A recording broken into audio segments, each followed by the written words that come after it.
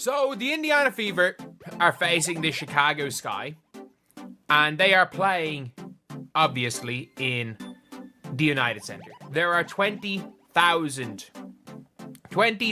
seats.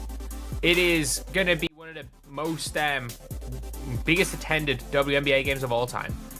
I don't know if it's going to be more or less attended, because I think it was 20,000 and something in the Mystics last game of last season, where in fairness, Caitlin Clark played, 15 minutes in that game or something?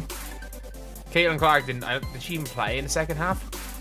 But yeah, that was obviously a huge game.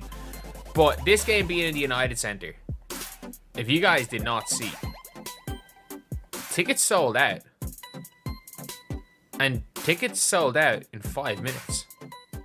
They sold out in 5 minutes. United Center sold out in a minute. Sorry, not in a minute, 5 minutes. A minute. It was a fight even trying to get tickets. Seats kept disappearing. They started at $200. Back in 2007, you get season tickets for that price. You can go get season tickets probably a year ago for that price in some teams. Again, I'm not going to say all teams. I'm not going to say all teams on that one, because there were some teams that made decent money. But they're there to watch. It's going to be all Fever fans again, by the way. Finally, it took place. In her own backyard, Angel Reese witnessed the full force of Caitlin Clark's influence. The Chicago Sky Stadium sold out in 1 minute, not because of Angel Reese or the Chicago Sky, but rather because Caitlin Clark is coming to town. The biggest name in women's basketball right now isn't Reese, but rather Clark and Ray, and she's furious. For my teammates, and if I want to be that, and I know I'll go down in history, I'll look back in 20 years and be like, yeah, the reason why we watching women's basketball is not just because of one person, it's because of me too, and I want y'all to realize that. Like, it's not just because of one person. A lot of us have done so much for this game, and Kennedy has been here before, obviously, but there are so many great players in this league that have deserved this for a really, really long time, and luckily, it's coming. Chicago supporters swarm the ticket booths as soon as Clark enters the scene, despite all the clamor over the Bayou Barbie phrase and her alleged star power, which prevented her from even selling approximately her own home games on her finest day. Reese received a harsh reality check, as did the WNBA players who have been attempting to minimize Clark's impact. Let's be clear about the facts. While the Chicago Sky with Angel Reese and fellow rookie Camila Cardoso haven't even sniffed a sellout this quick, the Chicago Sky versus Indiana Fever game with Caitlin Clark sold out in under 1 minute. About 10,000 people can fit in the Trust Arena where the Sky play old, which is a small number as compared to NBA arenas, but still too large for Reese to sell out on her alone. I don't know what Chicago and Angel Reese's hometown crowd are more thrilled to see Clark as their own rookie sensation, the Angel Reese. Do you recall when Reese and her camp rejected the notion that Caitlin Clark was more than just the game? Well, this is awkward now because no matter how much the WNBA tries to push a quote diverse multiple star league quote narrative, the numbers don't lie. Clark is the reason women's basketball is important. The explanation for the increase in ratings is Clark. If you thought Angel Reese wasn't happy seeing Clark receive all the attention in college, imagine how she feels now that even her own home team fans care more about Clark than she does. Let's face it, she's probably going to make fun of Clark in an interview or on social media because she can't handle the reality. Clark is the reason Chicago, the city Angel Reese plays for, is packed for this game. Let's stand back for a moment. In the more than 25 years that the WNBA has existed, there has never been this much buzz about a single person. Not Angel Reese, not a Jaw Wilson, not even the entire Chicago Sky. Caitlin Clark, the WNBA draft lottery, had the best television ratings ever. The Indiana Fever schedule was the most watched in history, and tickets were released immediately. Elevate the Chicago Sky. Let's compare that to Angel Reese, where these Fever games sold out in a minute.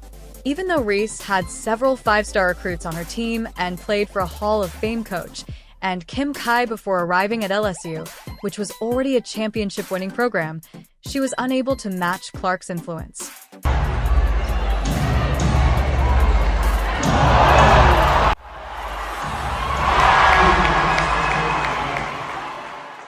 If this wasn't proof enough of who the real star of the WNBA is, I don't know what is.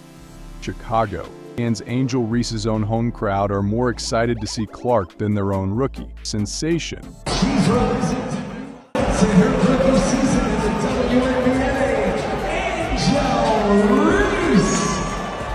In the meantime, Clark created Iowa from the ground up, broke every record in history, and is currently reviving the WNBA, even in places where people used to disregard and take W in Mexico.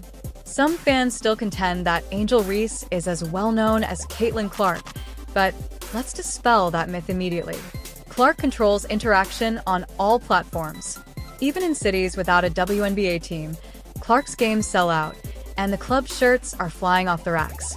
Angel Reese can continue referring to herself as You Barbie, but the truth is that Caitlin Clark is the one pursuing Clark with the real money.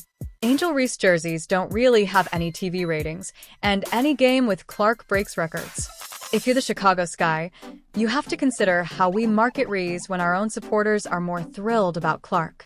This puts Angel Reese in a difficult position. What does it say about Reese's star power if Clark increases our attendance?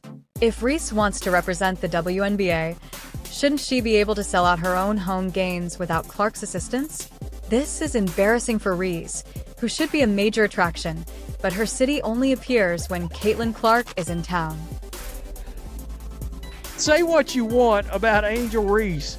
You can't tell me she isn't the star of every show every time she's on the court. I can't even hate on this. She's Larry, Moe, and Curly all at once. The Three Stooges. To be honest, many WNBA players aren't happy about Caitlin Clark receiving all the attention. They've minimized her influence, attempted to divide the league, and pretended that she's just another rookie. However, this sellout shows that the Caitlin Clark effect isn't just real, it's undeniable, and for Angel Reese, it serves as a sobering reminder that Caitlin Clark is ultimately the reason people are watching. She is smashing records, selling out stadiums, and bringing the WNBA to the attention of the general public all by herself.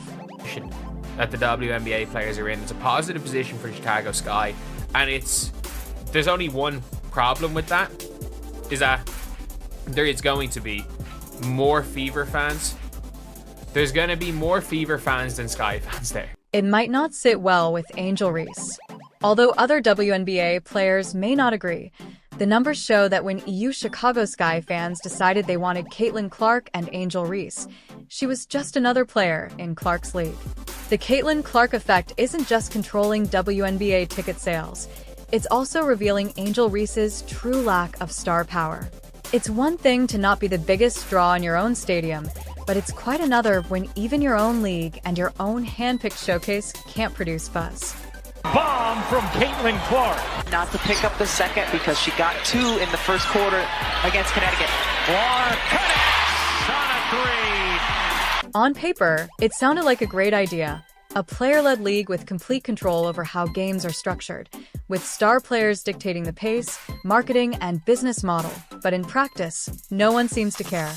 Reese and other WNBA stars created an unmatched offseason basketball league that was meant to showcase the best women's talent outside the WNBA. During the double-double streak, they were in like the 7th and 8th playoff spot and had a meltdown during that streak.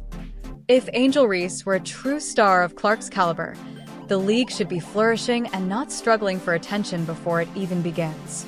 If she can't create excitement for a league she helped create, how can she possibly carry a WNBA franchise like Caitlin Clark is doing with the Indiana Fever? There are hardly any updates about the league, almost no fan interest, and no real numbers to support its relevance. Reese along 2, drills it. Reese is on the left to Banham. Shuffle pass to Allen, who looks for Reese again, but Wheeler's in the way, and the Fever leak out Caitlin Clark. A layup drill for her. Let's go back to the beginning of the 2024 WNBA season. Angel Reese was heavily hyped when she joined the league, having just won a national championship with LSU. She was positioned as the WNBA's next big star, a player who could attract fans and attention. However, as soon as the two players set foot on a WNBA court, their differences became painfully apparent. From the start, Caitlin Clark was the major attraction, selling out stadiums. Angel Reese wasn't as popular during this time, as Clark broke attendance records, led the league in viewers, and attracted new audiences. Reese found it difficult to move the needle. Arrington off the mark is Clark steps into a three. Connecticut, second last in the league in three-point percentage, just under 29%. Clark heaved. As the season progressed and it became evident that Clark was the undisputed biggest name in women's basketball, a new narrative quickly surfaced that attempted to explain her popularity in ways unrelated to basketball. Reese and her supporters used the well-worn defense that the only reason Caitlin Clark is so popular is because white fans support her. This was the talking point that explained why Clark's influence outweighs Reese's, but now that the season has passed, that argument is moot because the difference between their abilities is evident. Or get rebounds that aren't off her own misses. It seems like every time I scroll X, I see 50 of these clips. How the hell can she miss 15 layups a game?